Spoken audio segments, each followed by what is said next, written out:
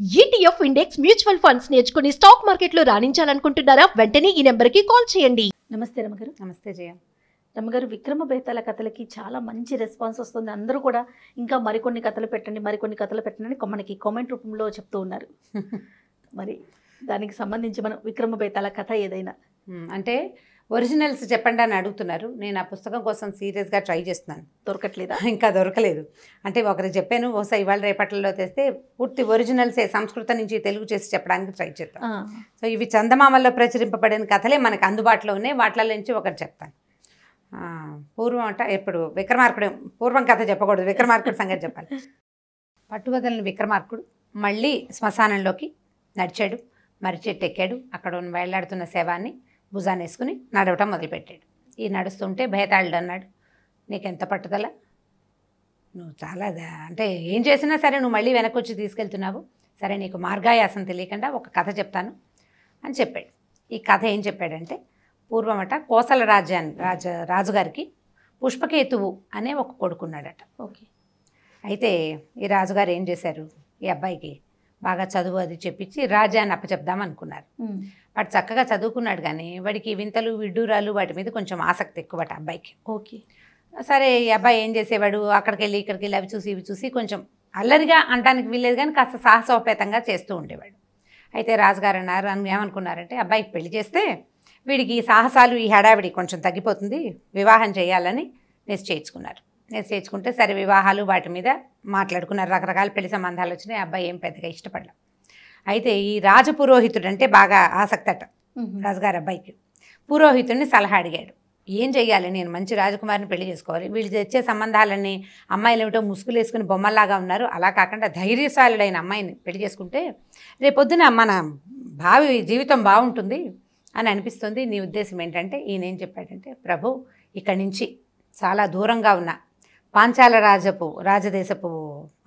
దేశపు రాజకుమార్తె చాలా పేరేనిక కన్నది, చాలా అందగత్తెని చెప్పుకుంటారు, మీరు ఆ అమ్మాయిని చేసుకుంటే బాగుంటుందండి, మనం కబురు చేద్దామని చెప్పాడు. చెప్పేసరికి అలా ఈతనే ఉన్నాడు, కబురు చేసి పెళ్లి చేసుకుంటే నాకు సహజంగా ఉంటుంది, అలా కాదు మనమే వెళ్ళిపోయి ఏదో విధంగా అమ్మాయిని లైన్లో పెట్టి పెళ్లి చేసుకోవాలని అబ్బాయి ఉద్దేశం. అంటే కొంచెం విపరీతమైన ఆలోచనలు ఉన్నాయి. అక్కడి నుంచి తండ్రికి చెప్పాడు కానీ ఏం చేశాడు, ఎవరిని తీసుకెళ్ళకుండా ఓ కత్తి పుచ్చుకుని ఓ గుర్రం ఎక్కి తన దారిని తాను పాంచాల రాజ్యానికి వెళ్ళిపోయాడు. వెళ్ళిపోయి ఊరంతా చూశాడు. ఊరంతా కొంచెం హడావిడిగా కోలాహలంగా బాగానే ఉంది. ఆ ఊళ్ళో ఒక పేదరాజు పెద్దమ్మ ఇంటికి చేరాడు. ఇంటికి చేరితే ఆవిడని ఆ పూట ఉన్నాడు. అన్నం తిన్నాక పేదరాజు పెద్దమ్మని అడిగాడు, బాబా ఈ ఊరు రాజకుమార్తె చాలా అందగత్తె కదట, అందగత్తె అని చెప్తున్నారు, పెళ్లి చేసుకుంటే ఎలా ఉంటుంది అన్నాడు. అనేసరికల్లా ఆవిడంది, ఎందుకు చేసుకోకూడదు నాయనా, మహత్తరంగా చేసుకోవచ్చు, నీలాంటి వాళ్ళే బోల్డ్ మంది వచ్చారు చేసుకుంటామని, అందరూ చచ్చారు, వచ్చిన వాళ్ళంతా వాళ్ళ తలలన్నీ కోటలకు కట్టారు, మరి వాళ్ళ శరీరాలు ఏం చేశారో తెలీదు అని చెప్పేసరికల్లా ఆశ్చర్యపోయాడు. అదేమిటి, పెళ్ళికి వచ్చిన వాళ్ళని చంపేస్తారా, ఇదేం రాజ్యం, ఇదేం పద్ధతి అన్నాడు. అది కాదు నాయన, ఇక్కడ ఒక విచిత్రం ఉంది. ఇది వరకటి కాలంలో అంటే ఈ మా రాజుగారి అమ్మాయి 2 ఏళ్ల పిల్లగా ఉన్నప్పుడు ఎవరితో ఒక రాక్షసి పిల్లని ఎత్తుకుపోయిందని చెప్పుకున్నారు. 3 రోజుల తర్వాత ఆ పిల్ల ఎక్కడి నుంచి వచ్చిందో తెలీదు, ఇంటికి వచ్చేసింది. అబ్బాయి అంతఃపురంలోనే ఉందని చెప్పారు. మొదట 2-3 రోజులు గగ్గోలు ఎత్తిపోయింది ఊరంతా, పిల్లని ఎత్తుకుపోయారు, రాజకుమార్తె లేదని చెప్పారు. కానీ తర్వాత రాజుగారు రాజకుమార్తె ఎక్కడికి వెళ్ళలేదని, ఇంట్లోనే ఉందని చెప్పారు. పిల్ల పెరిగింది, ఇప్పుడు యుక్త వయసుకు వచ్చింది. ఇప్పుడు ఎవరైనా వివాహానికి రాగానే ఈ అమ్మాయి ఒక మాట చెప్తుందట, ఫలానా ఊళ్ళో ఫలానా ఒకడు ఉన్నాడు, వాడిని జయించి పట్టుకు తీసురా అంటుంది. జయించలేరు, తీసుకురాలేరు, నువ్వు తీసుకురాలేకపోతే నీ తలకాయ గోడకి వేళ్లాడగడతాను అని చెప్పేస్తుందట ముందే. ఓకే. చెప్తుంది, ఎవ్వడూ వాడిని తీసుకురాలేకపోయారు, వాళ్ళ తలలన్నీ కోటగోడెక్కినాయి. మరి బాడీలు శరీరాలు వాళ్ళకి అప్పచెప్పితే వాళ్ళు లేరు వీళ్ళు లేరు, ఆ శరీరాలు ఏమనేమో ఎవరికీ తెలియదు, తల మాత్రం కట్ చేస్తారు, అక్కడ వేలాడేస్తారు, 50 తలలు కనీసం ఉన్నాయని చెప్పింది. ఇతను ఆశ్చర్యపోయాడు, ఇప్పుడు ఏం చేయాలి అని ఆలోచించాడు.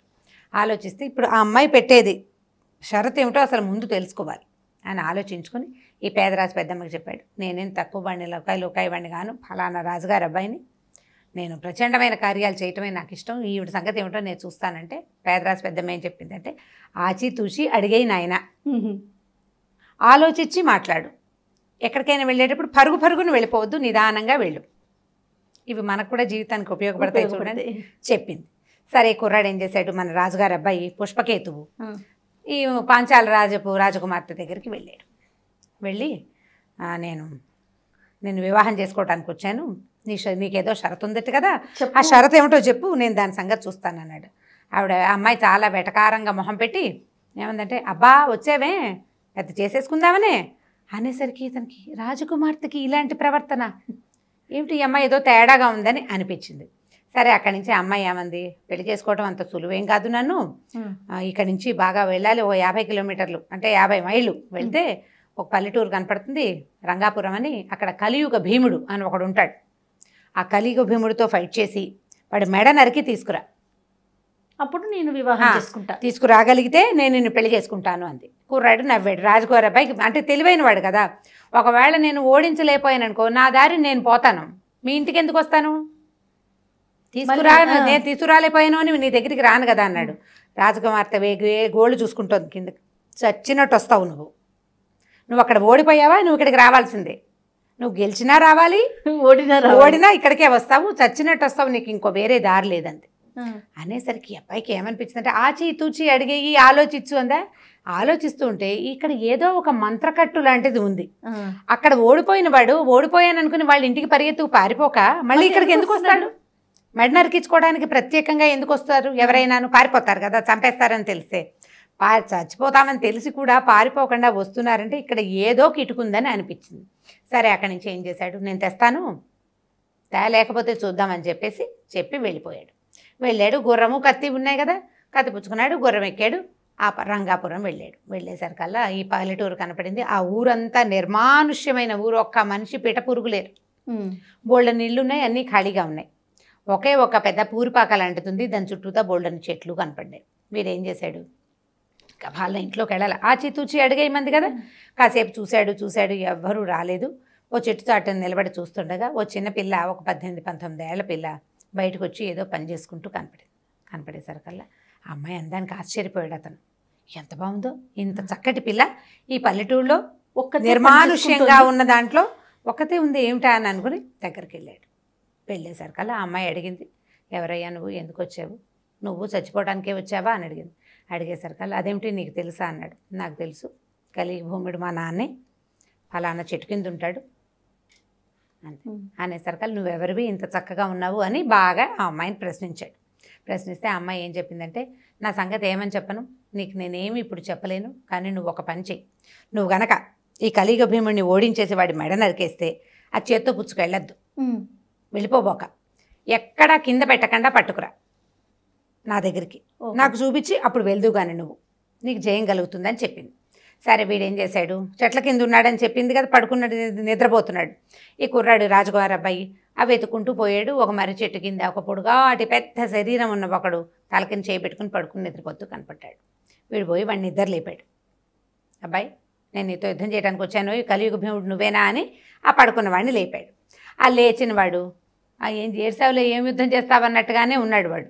ఇద్దరు కలిసి యుద్ధం చేసేసరికల్లా వీడు కత్తి పెట్టి వాడి మెడ నరికేశాడు. సులువుగానే జరిగిపోయింది ఇది, ఏం కష్టపడలా వాడు.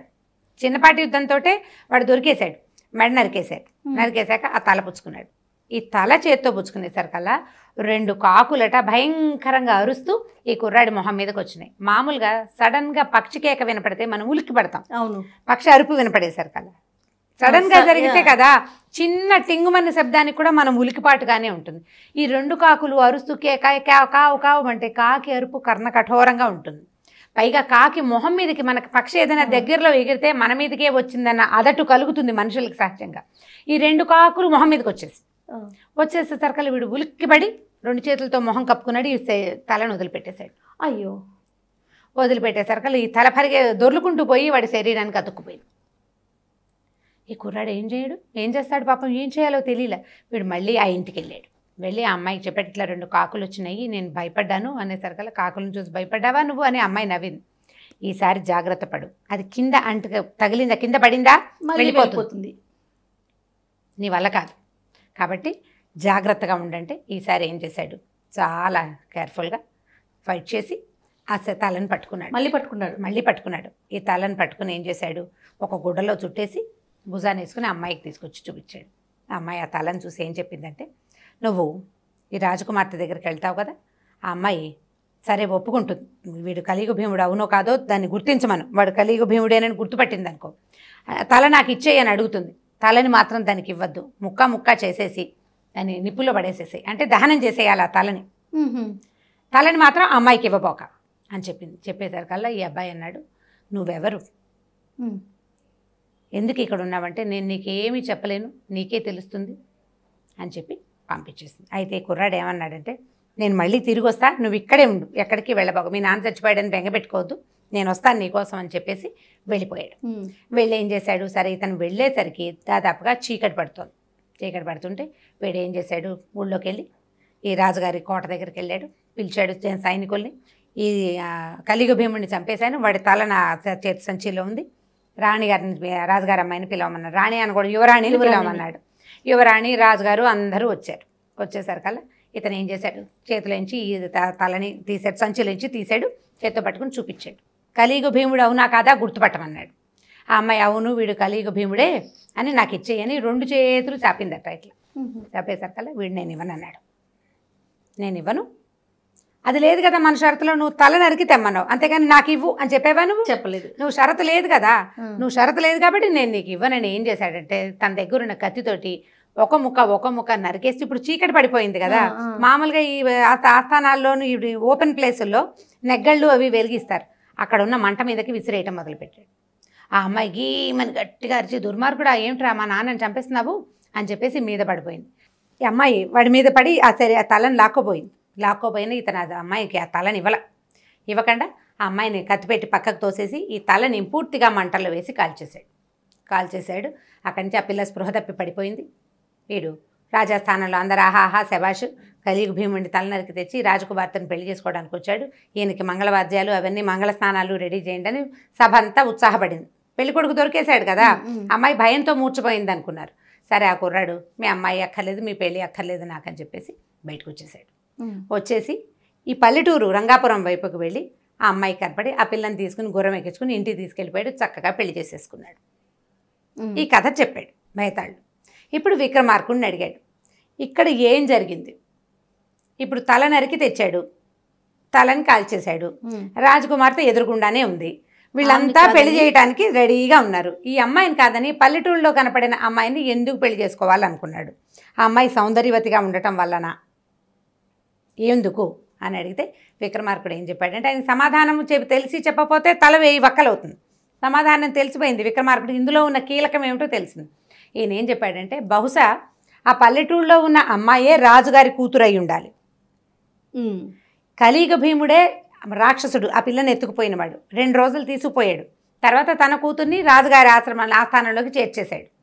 ఈ అమ్మాయి ఏం చేస్తోంది, వచ్చిన కుర్రాళ్ళందరికీ తలలు నరికేసి శరీరాన్ని అది భక్షిస్తోంది. వాళ్ళ శరీరం ఎవరికీ ఎప్పుడూ దొరకలేదు, ఎప్పుడూ దొరకల. ఈ కుర్రాడికి అర్థమైంది ఇది రాక్షసి అని. ఇప్పుడు ఆహారం దొరకపోతే కొన్నాళ్ళకి ఆ అమ్మాయి దానంతటా అదే చచ్చిపోతుంది. ఓకే, తండ్రి లేడు, ఆహారం వచ్చే అవకాశము లేదు, నరమాంసాన్ని డైరెక్ట్గా తినే అవకాశం దానికి లేదు, ఎందుకంటే రాజకుమార్తెగా ఉంది.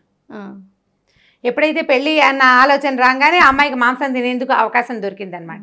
ఈ కుర్రాడికి ఈ కీలకం అర్థమైంది, అక్కడున్న అమ్మాయే రాజకుమార్తె, ఇప్పుడు దీనికి ఎంత ప్రచారం చేయక్కర్లా, తనకు కావాల్సింది పెళ్ళి అంతే.